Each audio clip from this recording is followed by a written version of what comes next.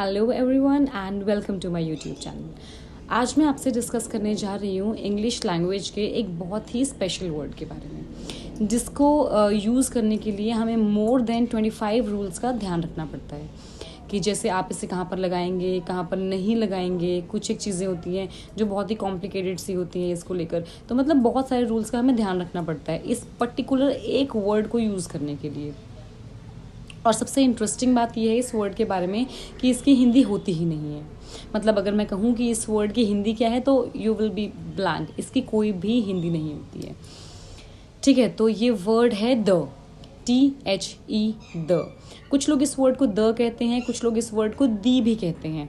तो कुछ लोग कहते हैं कि दी बोलना ठीक है, कुछ लोग कहते हैं द बोलना ठीक है, पर दोनों ही चीज़ें ठीक हैं। मतलब दोनों ही जो प्रोनाउंसिएशंस हैं इस वर्ड की वो ठीक है। अब कुछ जगह ये वर्ड द होता है और कुछ जगह इसी वर्ड को हम दी कहते हैं। लेकिन चेक कैसे करेंगे कि प्रोनाउंसिएशन कहाँ से मतलब कौन से वाली सही है, वो बताएगा हमको इस वर्ड से आने वाला अगला वर्ड।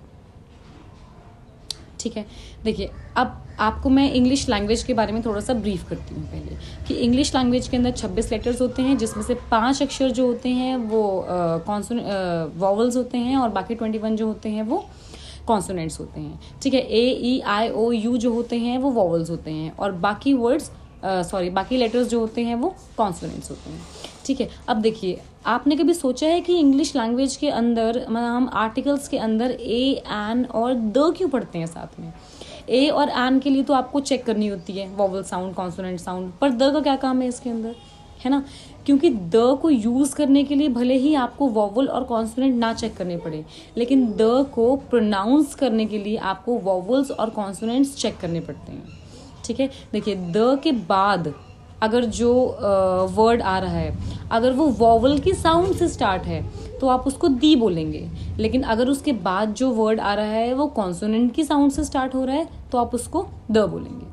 ठीक है, फॉर एग्जाम्पल अगर मैं कहूँ एलिफेंट, तो एलिफेंट के आगे जो मतलब आपने जो द लगा रखा है उससे आप क्या बोलेंगे? क्योंकि एलिफेंट जो है वो वॉवल की साउंड से स्टार्ट हो रहा है ना, वॉवल की साउंड से स्टार्ट हो रहा है, तो उसके आगे अगर आप द लिखेंगे तो उसे दी बोलेंगे, तो क्या बना वो दी एलिफेंट। ऐसे ही जो इंजन वर्ड है इंजन, तो वो भी वॉवल की साउंड से स्टार्ट हो रहा है तो दी इंजन। पर अगर मैं कहूँ डॉल, तो डॉल स्टार्ट हो रहा है कॉन्सोनेंट की साउंड से, तो उसको हम बोलेंगे द डॉल। अगर ऐसे ही अर्थ वर्ड है अर्थ, अर्थ के साथ दी अर्थ लगता है क्योंकि प्रोनाउंसिएशन में वॉवल की साउंड आ रही है। ठीक है, ऐसे ही अगर मैं कहूँ बस, तो द बस, द स्कूल, लेकिन अम्ब्रेला कहेंगे तो दी अम्ब्रेला। ठीक है, तो द के बाद अगर कॉन्सोनेंट साउंड आ रही है तो द, और अगर वॉवल साउंड आ रही है तो दी।